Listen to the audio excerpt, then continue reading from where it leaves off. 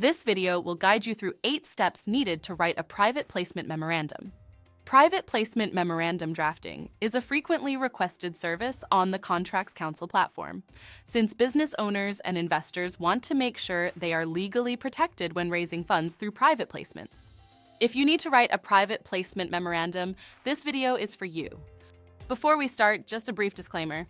The following information is provided for educational purposes and in no way constitutes legal advice.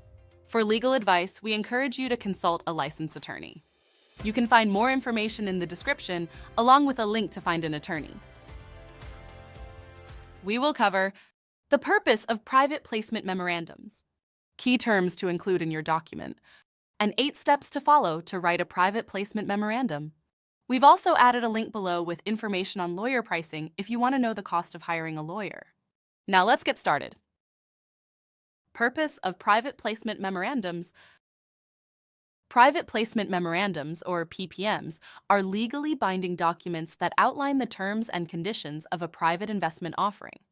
The purpose of PPMs is to provide potential investors with all necessary information about the investment opportunity, protect the issuing company by disclosing risks, and ensure compliance with securities laws. Some reasons why using a private placement memorandum is important are as follows. 1. They provide a comprehensive disclosure of the investment terms and risks. 2. They protect the company from future legal claims by disclosing all material information. 3. They ensure compliance with securities regulations. 4. They help attract serious and informed investors. And 5. They safeguard against potential liabilities and risks. What to include in your private placement memorandum? There are common sections included in private placement memorandums. Here are some you will see and want to include. 1.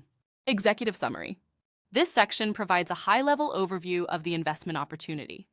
2. Business description. This section details the business operations, products, and market strategy. 3. Terms of the offering. This section specifies the terms of the investment, including the type of securities offered, price per share, and minimum investment amount. 4. Risk factors. This section outlines the potential risks associated with the investment. 5. Use of proceeds.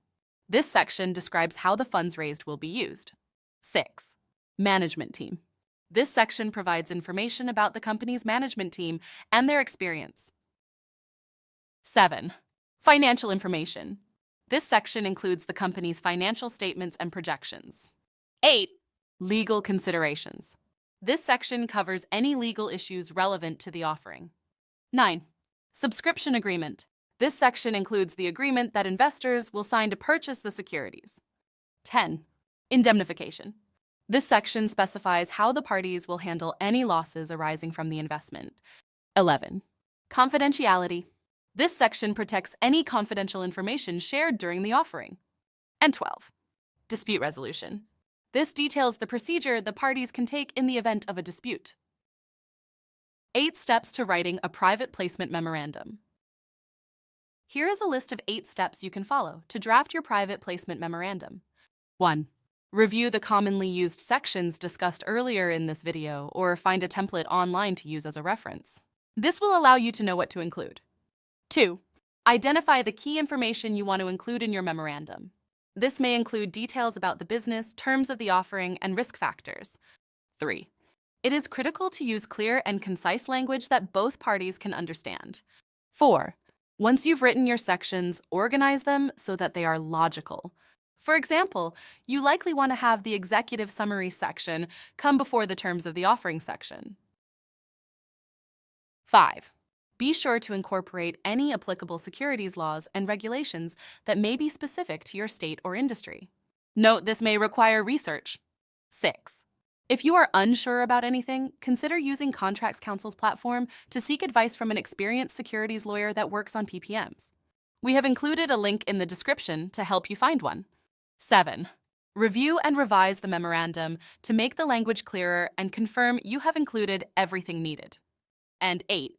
Create a single document to serve as your private placement memorandum and ensure all parties have access to it. Drafting a private placement memorandum is a vital step in protecting both the company and the investors in a private placement offering. If you need help from an experienced lawyer, feel free to search Contracts Counsel or visit contractscounsel.com and post a job to get quotes from lawyers to help you. Thanks for watching.